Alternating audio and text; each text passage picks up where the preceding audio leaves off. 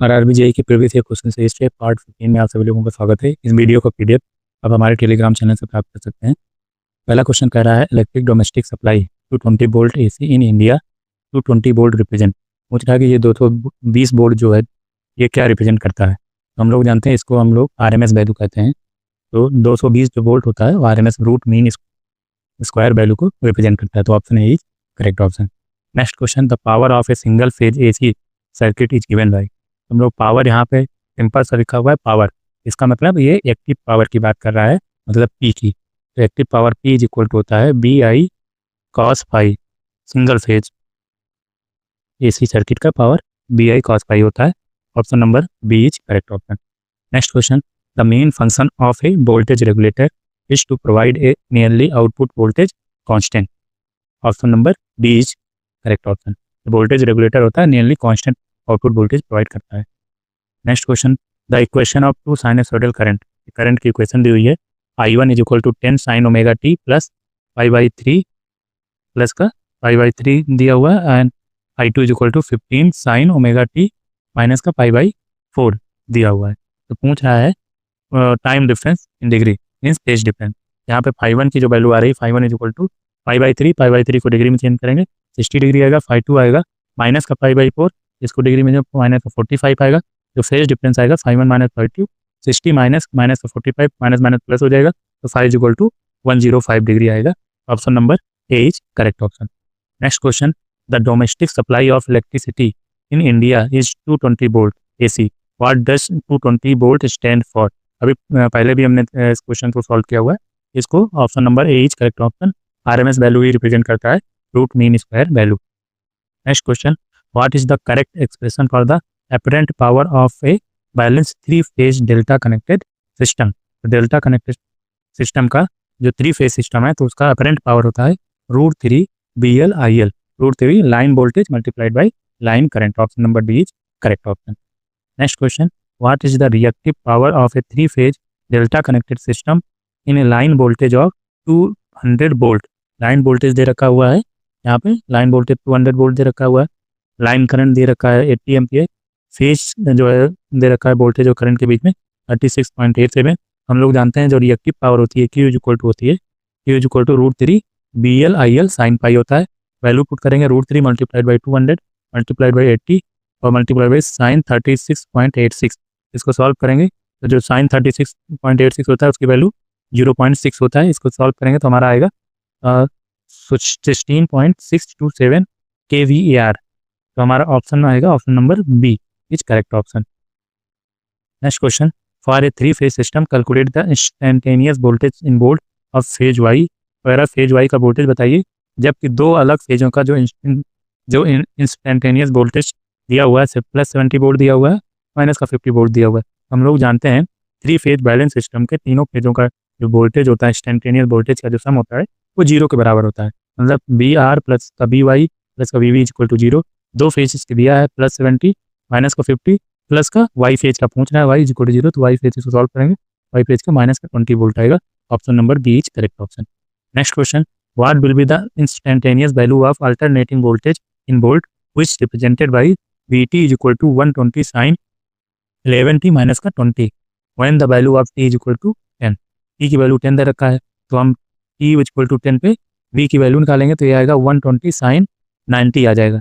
Sign 90 sign 90 की value 1 होती है तो ये आएगा 120 volt. Option number D. Actual में यहाँ पे थोड़ा सा समस्या ये हो सकता है कि यहाँ पे ये जो वैल्यू आई वो रेडियन में आनी चाहिए थी, लेकिन यहाँ पे ऐसा कुछ उन्होंने मेंशन नहीं किया। साइन 90 आ गया, यहाँ पे जूम कर लिया है साइन 90 इज इक्वल टू 1 है, तो इसको यहाँ पे देना चाहिए था 120 11t माइनस 120 डिग्री में देना होना चाहिए था इनको, तब जाके इस नॉर्मली हम लोग इसको डिग्री में ले सकते थे। नहीं तो एक्चुअल में तो ये तो रेडियन में होना चाहिए, उसके बाद रेडियन को हम डिग्री में चेंज करके उसके बाद वैल्यू, लेकिन जनरल वे में हमने इसको एज्यूम करके ऐसे माना, यही ऑप्शन दिया था आंसर की में। Option number D is correct option. Next question, what is the value of current in ampere at half power of the series RLC circuit at resonance and the maximum value of current is 20 ampere.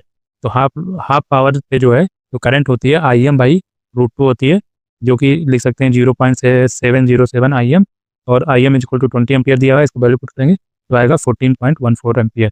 Option number D is correct option. Next question, what is the value of quality factor of series RLC circuit having capacitance 0.01 milli farad, inductance 1 milli farad और resistance दिया है 75 ओम।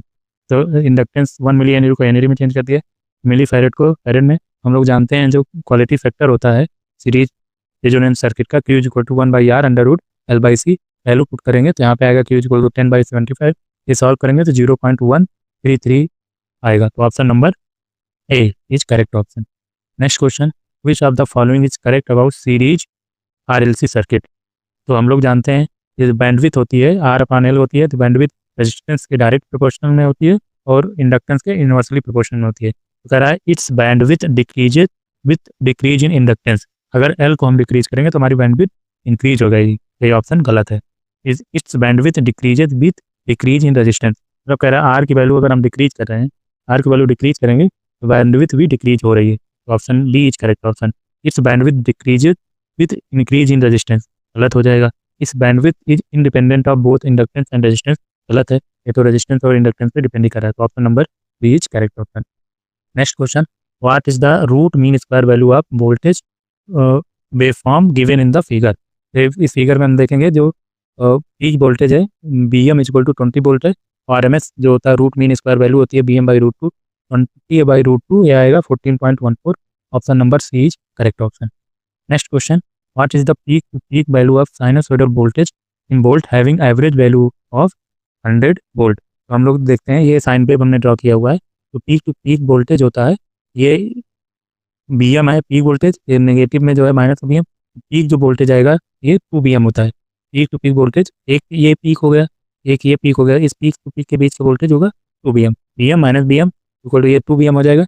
हम लोग जानते हैं जो average voltage होता है V average equal to 2BM/I होता है।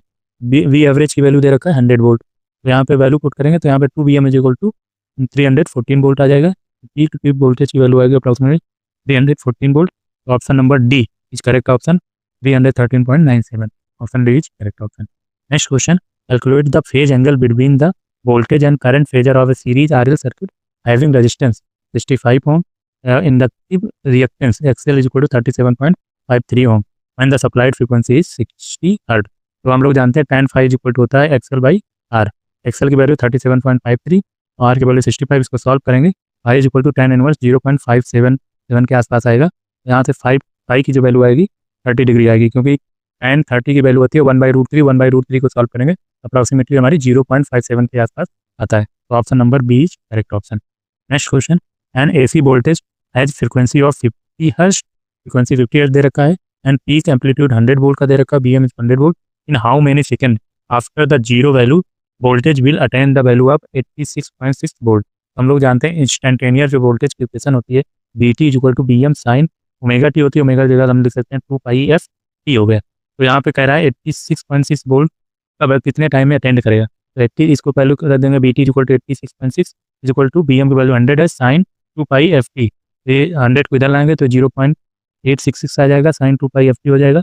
और 0.866 की वैल्यू क्या होती है √3/2, और √3/2 sin 60 की जो वैल्यू होती है √3/2 होती है, उसी को 0.866 कहते हैं। 0.866 की जगह पे sin 60 लिख देंगे, इक्वल टू हो जाएगा sin 2πf।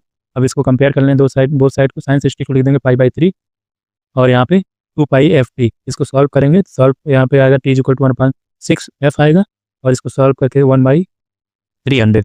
तो जो टाइम आएगा T = 1/300 सेकंड पे जो हमारे वैल्यू होगी वोल्टेज की 86.6 वोल्ट होगी। Option number A is correct option. Next question, the percentage reactance of 100 kVA 10 ohm 5 kV reactance is given by. ये जो क्वेश्चन है, ये क्वेश्चन पूछा है बेसिकली हमारा पावर सिस्टम के पर यूनिट कॉन्सेप्ट से। पर यूनिट कॉन्सेप्ट से हम लोग जानते हैं कि यहाँ पे जो पर यूनिट जो वैल्यू होती है कैलकुलेट करने के लिए, जो यहाँ पे रिएक्टेंस दे रखा है तो x per unit = x actual/Z base. तो Z बेस कैलकुलेट करने के लिए KV rating upon MVA rating होता है, KV²/MVA। तो KV की जो वैल्यू दे रखी है, KV रेटिंग है, वोल्टेज रेटिंग 5 kVA दे रखा है। MVA रेटिंग यहाँ MVA में नहीं दे रखा, KVA में दिया है। तो KVA को MVA में चेंज करेंगे तो 0.1 MVA आ जाएगा। यहाँ पे वैल्यू रखेंगे, यहाँ पे बेस इम्पीडेंस की वैल्यू कैलकुलेट करेंगे 5²/0.1 = 250 ओम आ जाएगा। तो x पर यूनिट की वैल्यू हो जाएगी 10, x = 10 ओम दे रखा है, तो 10/250 दैट इज = 0.04 पर यूनिट। ये पर यूनिट आ गई। तो जो परसेंटेज जो हम रिएक्टेंस कैलकुलेट करते हैं, एक्स जो पर यूनिट होती है उसको 100 से मल्टीप्लाई कर देते हैं, तो 0.04 multiply by 100 equal to 4%। Option number B is correct option. Next question, resistor of 100 ohm connected in series with 50 microfarad and supply दे रखा है 200 वोल्ट का, फ्रीक्वेंसी 50 हर्ट्ज की दे रखी है। What is the phase angle and power factor? Phase angle and power factor, तो tan five equal to होता है, हम लोग जानते हैं 1/ω/RC सीरीज कनेक्शन में। यहाँ वैल्यू पुट करेंगे और इसको सॉल्व करेंगे, tan फाइव इक्वल टू 0.6366 आएगा और फाइव इक्वल टू 32.48 डिग्री आएगा। ये एक बहुत कैलकुलेटिव का कॉन्सेप्ट, क्योंकि बिना इसके कैलकुलेटर के कैलकुलेट कर पाना बड़ा ही मुश्किल है। तो ये आपको केवल ट्रिक करने के लिए दिया था एग्जाम में कि आप अपना टाइम कंज्यूम कर सकते हैं। इसको बिना कैलकुलेटर के सॉल्व कर पाना एक्चुअली थोड़ा सा मुश्किल था। तो ये एंगल आएगा 32.48 आएगा। पावर फैक्टर हो जाएगा cos five 32.48 that is equal 0.8435 के आसपास आएगा। तो ऑप्शन नंबर हमारा B, option B is correct option.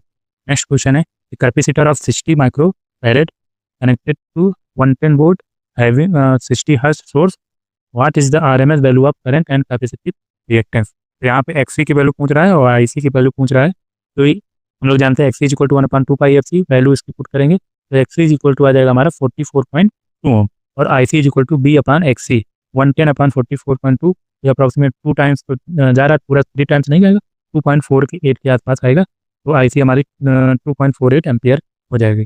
RMS पूछ रहा है, तो RMS क्योंकि यहाँ पे 110 जो दी वैल्यू हमें दी गई हुई ये ऑलरेडी RMS है, यहाँ पे कोई कन्वर्जन करने की कोई ज़रूरत नहीं है। नॉर्मल से अगर बिना कुछ मेंशन किए हुए क्वेश्चन में सिंपल से, जैसे यहाँ पे वो 110 वोल्ट दे रखा है, तो ये आप एज्यूम करके चलेंगे बाई डिफ़ॉल्ट की RMS वैल्यू दी हुई है, तो मुझे यहाँ पे RMS या ये सब कोई कन्वर्जन करने की कोई आवश्यकता नहीं है। तो option number A is correct option. Next question, the maximum power in the circuit will be, तो यहाँ पे पूछ रहा है मैक्सिमम पावर ट्रांसफर कितनी होगी लोड में। यहाँ पे ZS जो सोर्स इम्पीडेंस दे रखा है 10 + J20 ओम, तो जो मैक्सिमम पावर ट्रांसफर का जो होता है condition ZL load resistance is equal to ZTH या सोर्स रेजिस्टेंस का कॉन्जुगेट, तो ZL is equal to 10 - J20 हो जाएगा। यहाँ से हम करंट निकालेंगे, सर्किट में करंट हमारी आ जाएगी 2.5 एम्पियर और P max is equal to I square RL।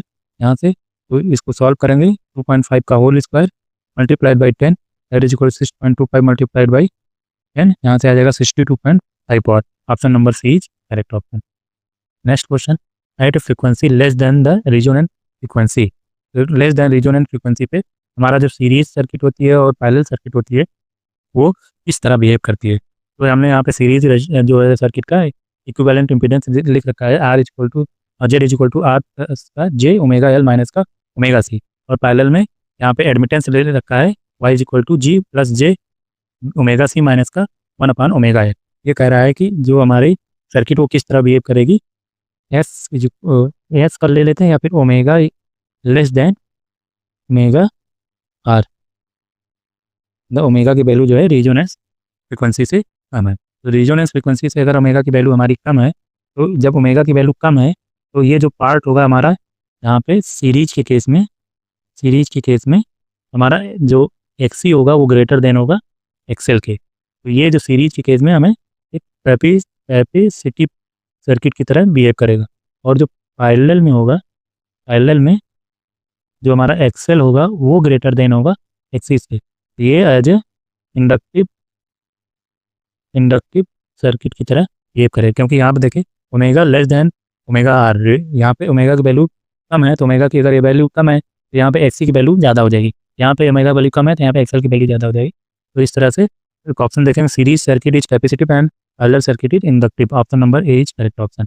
Next question, the value of current at resonance in the series RLC circuit is affected by the value of resistance, क्योंकि हमारा at resonance condition जो impedance होता है circuit का Z is equal to R के बराबर होगा, current भी केवल R से इफेक्ट होगी। तो option number A, option A is correct option. Next question, in a RLC series circuit the power factor is, RLC series circuit में जो पावर फैक्टर होगा वो लैगिंग होगा। Option number B is correct option. The angle of a series RLC circuit is leading, series RLC circuit का जो angle आ रहा है voltage और करंट का वो लीडिंग आ रहा है। लीडिंग का मतलब वो हमारा जो सर्किट है वो कैपेसिटिव सर्किट की तरह बिहेव कर रहा है, मींस XC जो is equal to XC is greater than XL, the capacitive reactance is greater than inductive reactance. Option number C is correct option. Next question, the impulse response of an RLC circuit is, जो RLC circuit का जो impulse response होता है वो होता है हमारा decaying exponential function. Option number B is correct option. इसको दिखाने के लिए हमने इसको सॉल्व किया है, आप लोग इसको समझ सकते हैं। यहाँ पे VT लिया है, आर रेजिस्टेंस है, इंडक्टर सीरीज में कनेक्टेड है। हमने माना है कि यहाँ पे BT इनपुट दिया है, इनपुट तो आउटपुट जो हमारा I करंट फ्लो हो रही है वो हमारा आउटपुट है। इसमें अगर हम KVL अगर लगाते हैं VT is equal to R IT plus का L DI/dt। अब इस इक्वेशन का हम लोग क्या करेंगे, लाप्लास ट्रांसफॉर्म लेंगे बोथ साइड का। ये हो जाएगा BS is equal to R IS plus का L DI/dt को हम SIS लिखते हैं।